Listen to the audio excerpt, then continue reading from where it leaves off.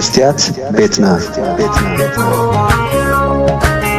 ودبات لنا إلا نزارب كألا كنا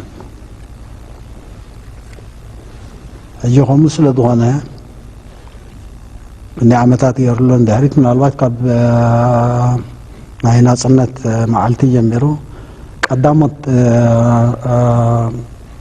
قدامنتات باصين عصبنا مس عصب بزح زرواتات زربي جن أنا بوليتيكات عصب كتمعبل دلوا ودبيا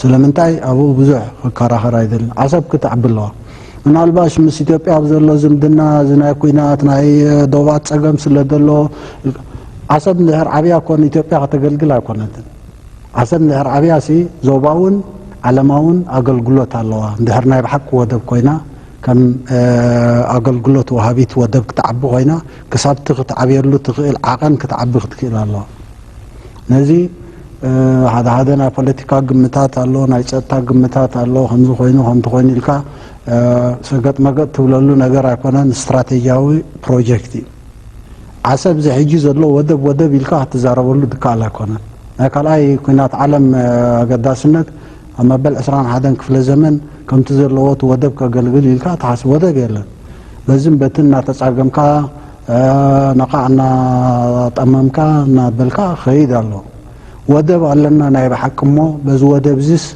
يترف نزوباون علماون قلقلوتات قرب دغونة تحت قرصي علنا الكا تزارم نزوباو قلقلوت دبكا تحت قرصوين يلن أباز جيبوتي 4 بليون 3 بليون توصل دلا كاو تو حدا فرق ضي توصدوا نقول له توصدوا تقول لهم تاي نقبر ومالت سي حسب كفيتكا نا اثيوبيا امبورت اكسبورت بحسب كم زخيد غيركا لجيبوتي تقتلها تغيلها حرام كم ذا مساله حسابات او حنقولنا قجل اي بلنا جيبوتي حلال كبر الله 4 بليون هلوا ولا 5 بليون هلوا حلال كبر الله نجيبوتي خنو وادر منتلنا نحنا ودب عصب اين معبلنا ودب باصع وين اين معبل حدش بوليس عجن عزود لنا يكون امونغو خلت شحن 13 كلت شحن 25 ناي 12 عامتات فللي الله اب 12 عامتات جن اب ጉዳይ ልምዓታዊ ወደባት ኤርትራ ዝተቀየረ ነገር የለን ወላቶም ቅድሚ 12 ዓመታት ሕቶታት ዘቅርቡ ዝነበሩ ጋዜጠኛታት ይኹኑ ኢሳያስ ባዕሉ ኣብታ ዘለውዋ ደሪቆም ኣለው ሓደ ግዜ ኢሳያስ ዋላ እኳ ንሱ ክሳብ ዘሎ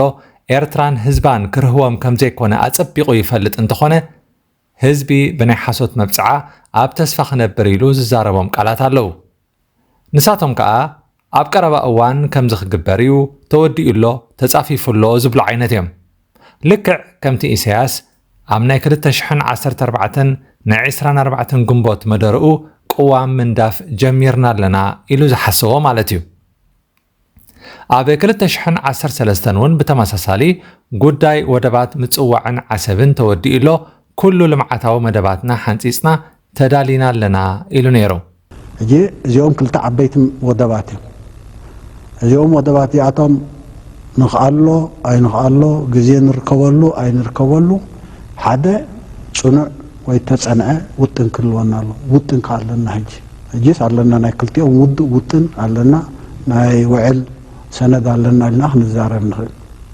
ሕጅስ ኣለና ውዱእ መደባት ኣለና ካብ ዝብል እንሆ 12 ዓመታት ሓሊፎም ድሕሪ 12 ዓመታት ኣብ ጉዳይ ወደባት ዝሰማዕናዮ ግን ነዞም ወደባት ምስ ጅቡቲ ክንወዳደር ኢልና ኣይና ሃንጾምን ኢና ከምኡ ምግባር ሓራም እዩ ንጅቡቲ ሓላል ይግበረላ ዝብል እዩ እቲ ንዓይ ብውልቂ ኣዝዩ ዝገርመኒ ክሳብ ሕጂ ብናይ ኢሳያስ ቃላት ተስፋ ዝገብሩ ኤርትራውያን ምህላዎም እዩ ብዝኾነ ኣብ 2013 ኣብ ኢትዮጵያ ናይ ኢህወደግ መንግስቲ እዩ ነይሩ እቲ ናይ ሽዑ መንግስቲ ኢትዮጵያ ንኢሳያስ ኣብ ዓዲ ሓሎ ዓፂኻ ምስ ዓለም ዲፕሎማሲ ፈጢርካ እገዳታት ብምዝናብ ባዕሉ ከም ዝሓቅቕ ምግባር እዩ ዝብል ፖሊሲ ተኸቲሉ ይሰርሕ ነይሩ ናይ ሎሚ ስርዓት ብልጽግና በንጻሩ ባሕሪ ቀደምና እዩ እቲ ግዜ ከም ቀደም ኣይኮነን ስለዚ ከነምልሶ ኣለና ዝብል ወፍሪ ጀሚሩ ይንቀሳቐስ ኣሎ ኣብ መንጎዞም ክልተ መንግስታት ዓብ ፍልልይ ኣሎ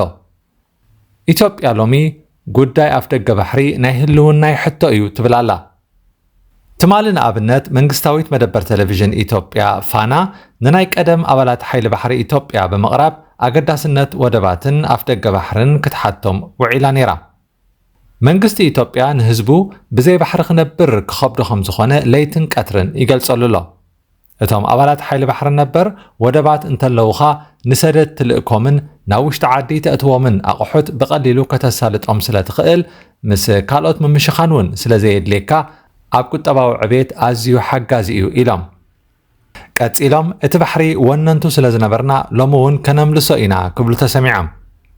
ቀዳማይ ዕማም መንግስቲ ኢትዮጵያ ብሰላማውን ዲፕሎማስያውን ፃዕርታት ኣፍ ደገ ባሕሪ ምርካብ ዝበለት መደበር ቴሌቪዥን ፋና ነዚ ንምዕዋት መንግስቲ ናይ ቀዳምነት ሂቡ ይሰርሓሉ ከም ዘሎ ገሊፃ። ኢሳያስ ብወገኑ ኣብ ኤርትራ ወደብ ዝበሃል የለን ንሃብቲ ዓሳ ዘገልግል ንብረት መሪት እዩ ኢንዳስትሪታት ኣለው ኢልካ ክትዛረብ ኣይትኽእልን ፅርግያታት ኤርትራ ዝተበጋገሉ እዮም መጓዓዝያ የለን ኣብ ኣስመራ ዘሎ መዕርፎ ነፈርቲ እዩ ኢልካ ትሓስብ እንተኮንካ ኣብኡ ተቐርቂርካ ኢኻ ትተርፍ ናይ ትምህርቲ መደባትና ፈሺሎም እዮም ፀዓትን ማይን ኣሎ ምባል ኣይከኣልን ኣብ ሕርሻውን ኣይተዓወትናን ናይ ኣባይቲ ፀገም ኣሎ ይብል። ነዚ ሰምዑ ኢትዮጵያውያን ከዓ ጽቡቕ ሞራል ኮይንዎም ኤርትራ ትበሃል ሃገር ካብ ኢትዮጵያ ተፈልያ ንገዛእ ርእሳ ከተመሓድር ኣጸጊምዋ ኣሎ ስለዚ እዚ ወደባት ንሕና ክንጥቀመሉ ይግባእ ዝብል ርእቶታት የማዕብሉ ኣለዉ። ብዙሓት ኤርትራውያን ኣብ ሃገሮም ገለ ንእሽተይ ለውጢ ንምርኣይ ህንጥዩነት እኳ እንተለዎም ለውጢ ዝርእሉ ግዜ ግን ኣመና ብምርሓቑ ተስፋ ቆሪፅዎም ኣሎ።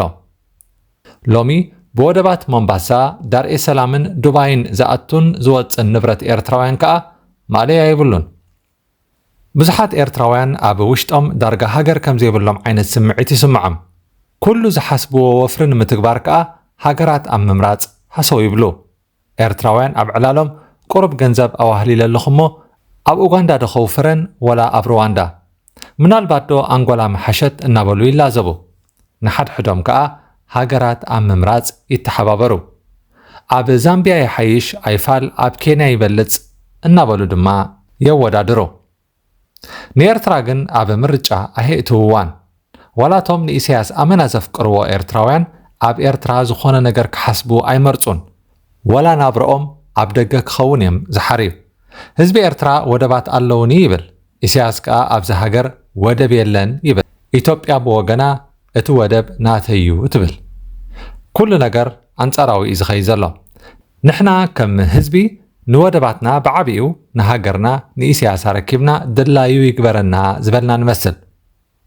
እዚ ሕጂ ኣብ ምብራቕ ኣፍሪካ ኣብ ጉዳይ ቀይሕ ባሕሪ ዝርአ ዘሎ ምትፍናን ግን ንስቕታና ክሰብር ዝኽእል ኣዝዩ ሓደገኛ እዩ። ኢትዮጵያ ነዚ ኣንቂላቶ ዘላ ሓሳብ ክሳብ መወዳእታ ወላውን ብሓይሊ ከተግብሮ ክህቅን እየ እንተኢላ እቲ ክሳብ ሕጂ ፈፂምና ዘይተጠቐምናሉ ወደባትና ብዙሕ መዘዝ ሒዙ ክመፃናን ናይ ብዙሓት ትንፋስ ክወስደልናን ዘሎ ተኽእሎ ኣዝዩ ዓብዪ። ወደባት ኤርትራ ዋንነት ኤርትራ እዮም። ኮይኑ ግን ኤርትራውያን ብቐዳምነት ክረብሑ ኣለዎም። ብድሕሪኡ ጎረባብትን ዓለምን እውን ኣገልግሎት ክረኽቡ ፍትሓዊ እዩ። በዚ መንገዲ ከዓ ህዝብን ሃገርን ኤርትራ ቁጠባዊ ዕቤት ከምፁ ይኽእሉ። በዛ ናይ ኢሳያስ መንገዲ ግን ከምቲ ንሱ ዝበሎ ከርዚዝና ጥራሕ ኢና ክንተርፍ ንኽእል። በዚ ሕጂ ዘሎ እንድሕር ኮይና ንሓስብ ተለና ኣብኡ ከርዚዝና ክንተርፍ ጥራሕ ኢና። መስትያት ቤትና መስትያት ቤትና ንሓቀኛ ምስሊ ኤርትራ ንምንጽብራቕ ዝተፈላለየ ጽሑፋት ተንቀሳቓሲ ምስልታትን ቃለ ምሕትታትን ሒዛ ብዘካርያስ ገብረኣብ እናተዳለወት እትቐርብ መደብ እያ። كفوت لساني من يزعصوني عيسجدن علي عبطاقوت ملاخي قطاوخ قنا مسلي فتحي